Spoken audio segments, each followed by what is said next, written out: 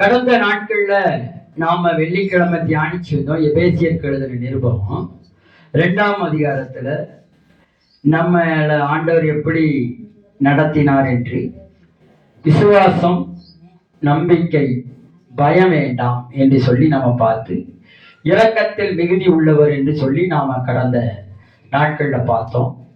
இன்றைக்கு அதே எபேசியருக்கு எழுதின நிருபம் 2ஆம் அதிகாரத்தை நம்ம எடுத்து வைத்துக் கொள்வோம். நம்ம எல்லாரும் அப்படியே தலைகளை தாழ்த்தி கண்களை மூடி, அன்பின் பரலோக பிதாவே, ஆசீர்வதிக்கப்பட்ட நல்ல நாளுக்காக ஸ்தோத்திரம், நல்ல நேரத்திற்காக நாங்கள் நன்றி செலுத்துகிறோம். இந்த நல்ல நாள்ல தியானத்திற்காக எடுத்திருக்கிற நல்ல பகுதிக்காக கோடான கோடி ஸ்தோத்திரம்.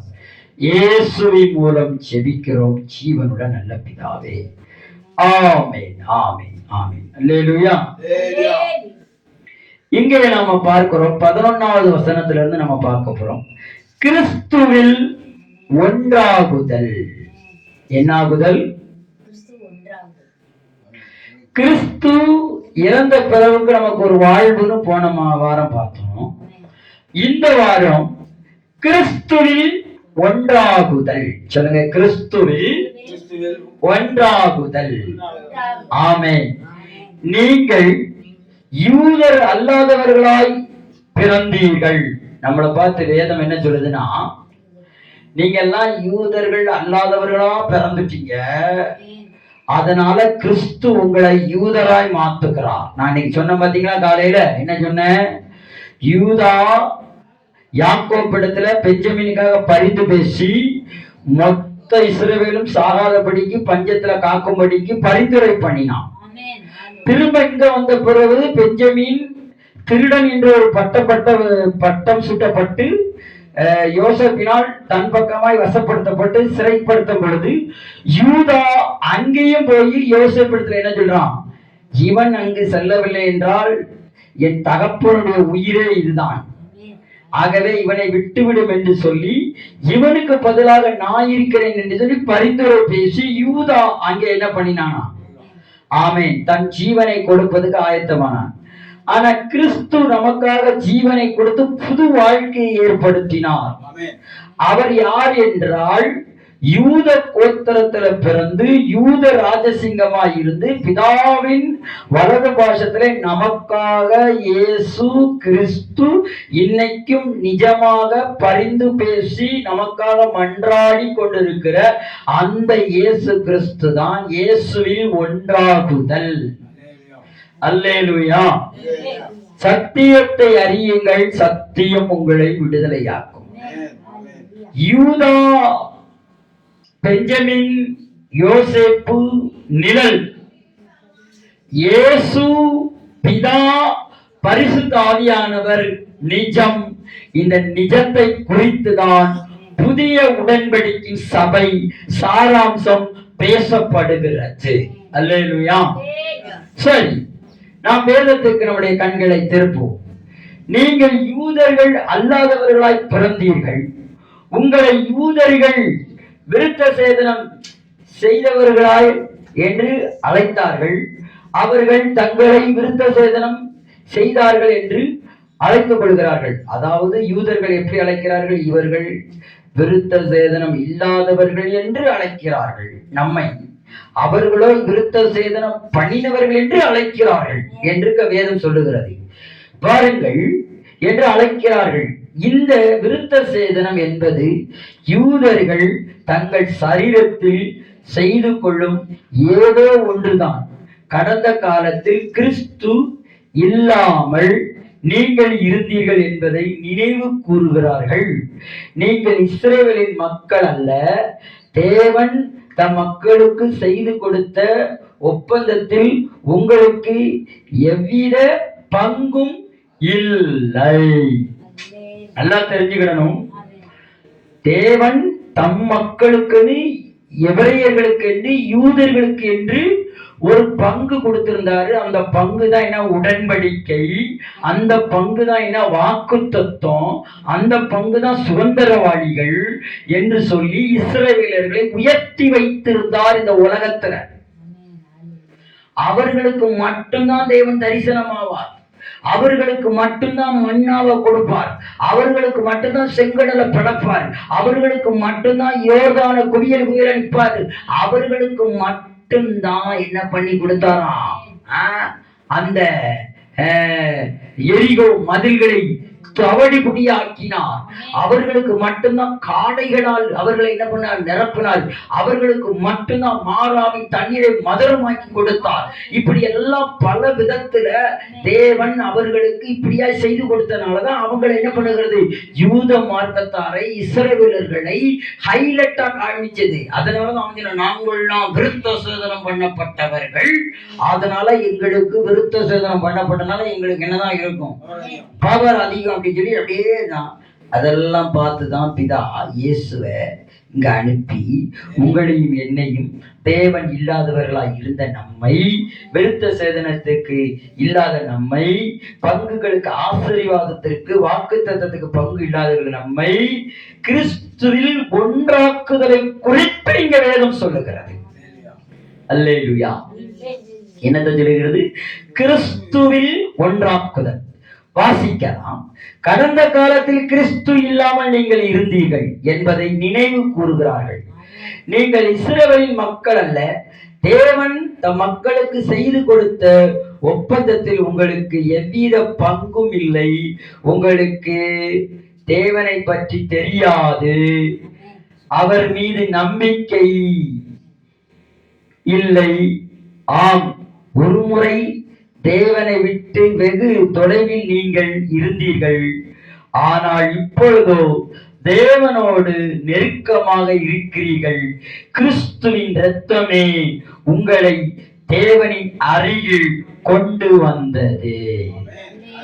இயேசு இரத்தமே, இரத்தமே, இரத்தமே, விலையேற பெற்ற இரத்தமே.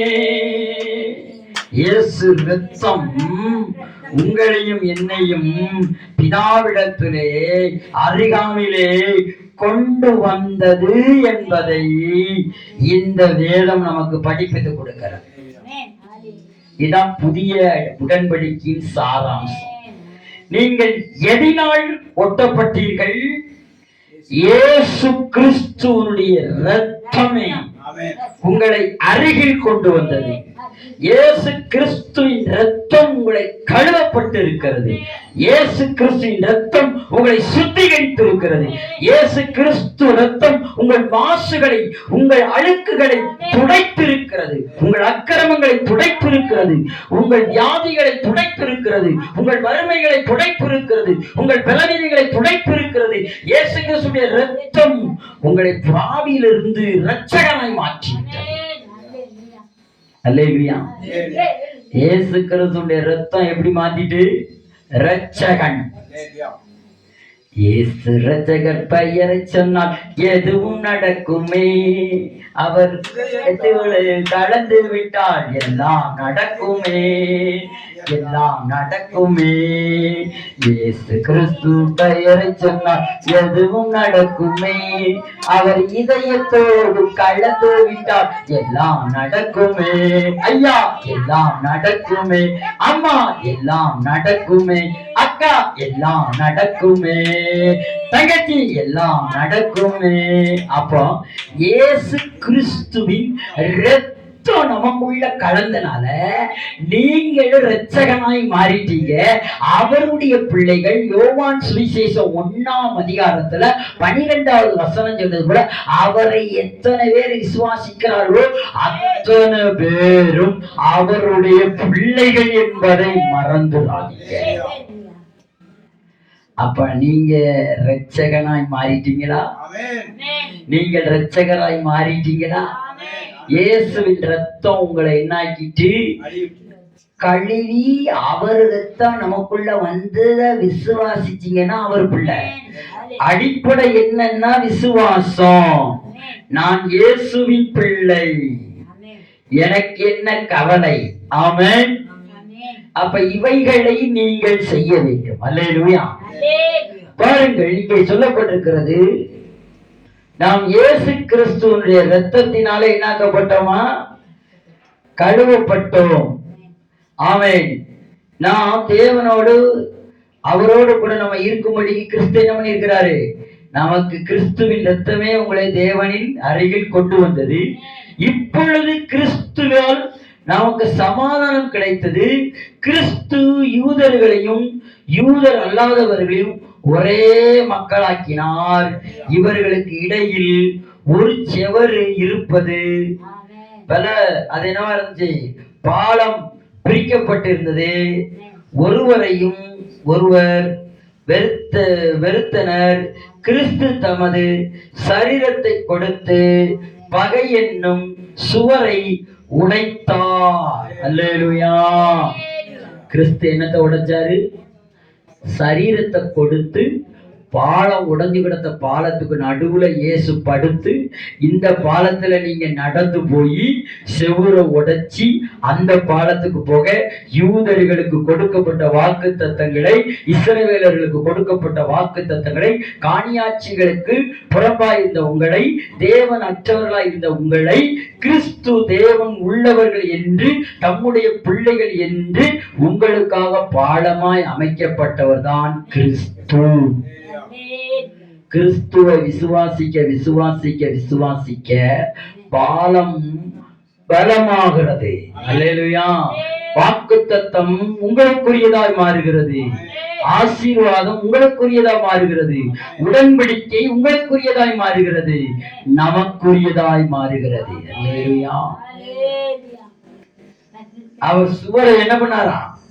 உடைத்து பாலமாக்கிட்டார். பகை என்னும் சுவரை உடைத்தார்.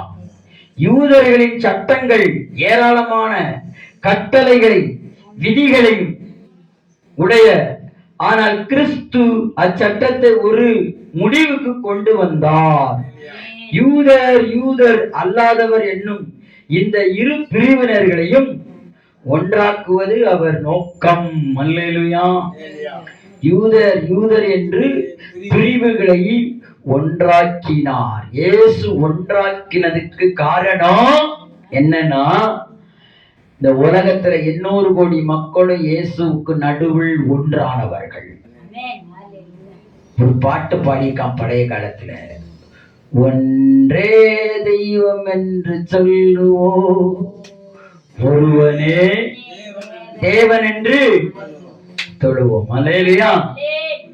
அப்போ ஒரே தெய்வம், மொத்த உலகத்துக்கும் ஒரே பிதா, ஒரே இயேசு கிறிஸ்து, ஒரே பரிசுத்தவர். அதனாலதான் கிறிஸ்துவில் ஒன்றாகுதல். என்னாகுதல்?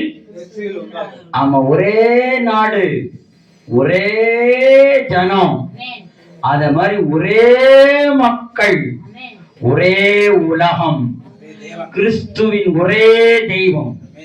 அதுதான் கிறிஸ்து இந்த உலகத்துக்கு வந்து பாலமாய் இருந்து இருவரையும் ஒன்றாக மாற்றிவிட்டார். கிறிஸ்துவில் ஒன்றாகுதல். என்னாகுதல்? நாமெல்லாம் கிறிஸ்துவில ஒன்றாகுதலுக்கு காரணம் என்ன? முதல்ல பிரிக்கப்பட்டிருந்தோம், இப்போ ஒன்றாயிட்டோம். நமக்குள்ளே ஒரே விளக்கா இருக்கிறது. அதுதான் இயேசு என்னும் விளக்கு. இல்லையா? அப்ப நம்ம நல்லா தெரிஞ்சுக்கிடணும், இயேசு எப்படிப்பட்டவரு. கிறிஸ்துவில் நம்மை ஒன்றாக்கி இருக்கிறார். அப்ப நம்ம யாருமே என்ன கிடையாது, ஏற்றத்தாழ்வுகள் இல்லை, பிரிவுகள் இல்லை. உடன்படிக்கை, புதிய உடன்படிக்கையில பிரிவுகள் கிடையாது. எல்லாரும் ஒண்ணுதான். அங்க இருக்கிற சேர்ல இருக்கிறோம், இங்க மைக்க பிடிச்சி இயேசு நல்லவர் சொன்னாலும் அது நல்லவர் தான். இங்க இருக்கிறவர் சொன்னவரும் நல்லவர் தான். புதிய உடன்படிக்கையில எந்த இதுவுமே கிடையாது. என்ன கிடையாது? வேறுபாடுகள், பிரிவினைகள் எதுவுமே கிடையாது. அல்லேலூயா. ஆமென். எல்லாம் ஒன்று. ஆமென்.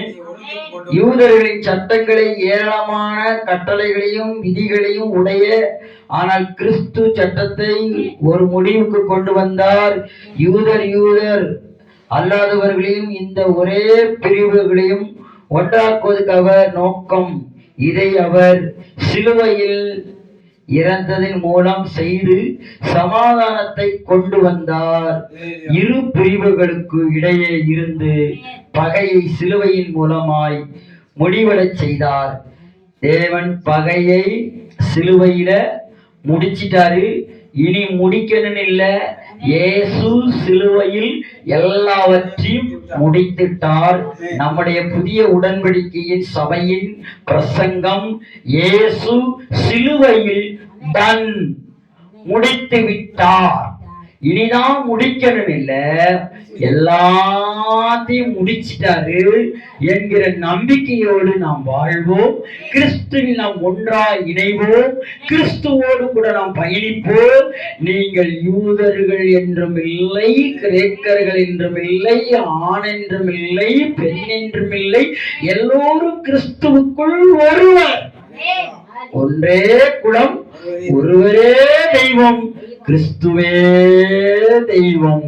மொத்த உலகத்துக்கும் தான் தான் என்பதை வெளிப்படுத்தி கிறிஸ்துவில் ஒன்றாகுதல் என்று சொல்லி சிலுவையில் எல்லாவற்றையும் முடித்த கர்த்தரை நாமெல்லாம் தலைகளை தாழ்த்தி கண்களை மூடி கர்த்தருக்கு நன்றி செலுத்தும். அன்பின் பரலோக பிதாவே, ஆசீர்வதிக்கப்பட்ட நல்ல நேரத்துக்காக ஸ்தோத்திரம். கிறிஸ்துவில் ஒன்றாகுதலை குறித்து எமக்கு இந்த வாரம் நீ கற்றுக் கொடுத்த நல்ல பாடத்துக்காக ஸ்தோத்திரம். தொடர்ந்து உடைய கிருபை எங்களோடு வெளிப்படட்டும். சகல துதிகன மகிமையெல்லாம் மக்கே இருக்கிறோம். இயேசுவின் மூலம் ஜெபிக்கிறோம் நல்ல பிதாவே. என் ஆத்துமாவே கர்த்தரை ஸ்தோத்திரி, என் முழு உலகமே பரிசுத்த நாமத்தை ஸ்தோத்திரி.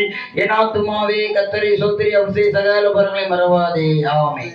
நம்முடைய கர்த்தராகிய இயேசு கிறிஸ்துவின் கிருபையும் தேவனுடைய அன்பும் பரிசுத்த ஆவியானவருடைய அந்யோன்யமும் விசேஷமா நம்மோடு சகல பரிசுத்தவான்களிடம் அவருடைய வருகை வரை என்றென்றைக்கும் இருப்பதாக.